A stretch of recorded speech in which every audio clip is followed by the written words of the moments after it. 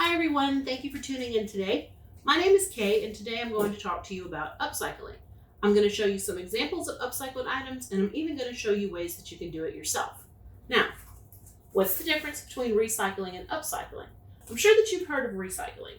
Recycling, by proper definition, is actually a way that you can treat or process used waste materials so as to make them suitable for reuse, such as recycling paper to save trees. On the other hand, upcycling is a way to use goods or waste materials to produce something that's often better than the original item, such as using an old tablecloth to make curtains or turning an old ladder into a bookshelf. Another thing that you can create through upcycling is art. Around me, you can see a few examples of upcycling. For example, here we have a couple of old tins from baking and tea that I've used as miniature planters.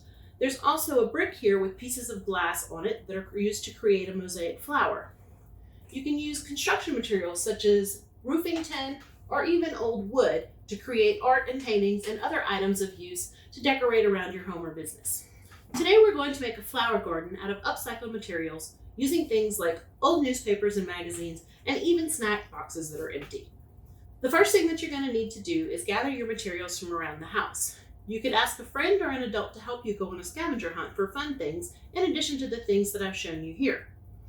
The other things that you're going to need for this project are a clear, safe space to work, a cardboard box that you're going to utilize for the background, a variety of types of papers such as the ones I mentioned and showed you here. You're going to need some glue, white glue, or even a plain glue stick will work just fine. You're going to need some markers or at least a black marker, and then some scissors. Now I have regular scissors and I also have some decorative scissors that cut creative edges. Just remember that when you're using scissors, please be safe and ask an adult if you need help.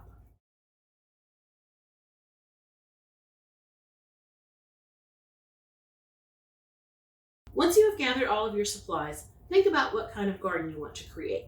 Do you want tall flowers? Do you want short flowers? Do you want big ones or little ones? Or even some critters that can crawl around your garden?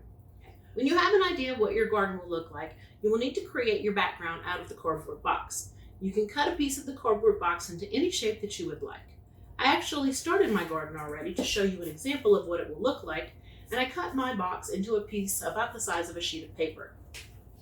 You can see, for example, some of the flowers that I've created here, and I'm going to show you how to create some yourself. Once you have your background ready, you can begin to create your garden by cutting out colorful shapes from the papers and items that you have collected from around the house. Remember that anything goes, circles, triangles, any shape, and everything is art. Anything that you see around you can be turned into art. The next thing that you want to do is gather those pieces of paper that you have cut out, and I've pre-cut some just to kind of give you an example.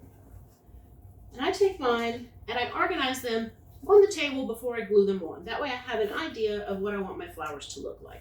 The next thing that you're going to do is start gluing your shapes onto the background. So I'm going to use my glue stick, and I've got a piece of magazine cover that I cut out here, and I actually made it a little extra creative and cut some slits in it so that I could fold it and make it into a three-dimensional flower. It's just an option. Again, anything goes. So I'm going to take the newspaper and use that to protect my table from any glue that might come off as I'm gluing the flowers. So I've got this shape. I'm going to add some glue to the back of it. And now I've already put my stem for this flower onto the cardboard. So I simply press my flower on, make sure it's stuck real good, and give it a little while to dry. Then you can start on your next flower. And I have a little bit of room here for one more. I'm going to start it, but then I'm going to let you continue on with your project. So for this flower, I have a yellow background. And I'm going to stick it right there. And then one trick that I want to show you is when you're placing your stems, if the piece of stem is too long for the cardboard, all that you have to do is stick it next to the flower, and where it goes to the end of the cardboard, simply fold it and make a little crease. And you can either tuck it behind or cut that piece off and then glue that to your background, like so. And then it's just the right size. The last thing that I'm going to do is add a little bit of fun to the garden by adding a ladybug.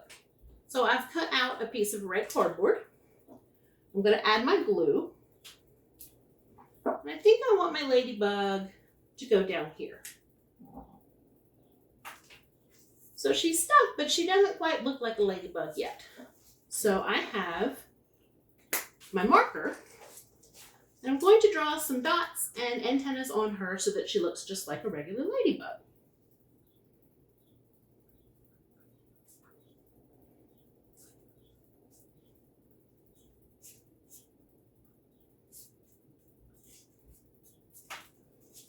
And there you go.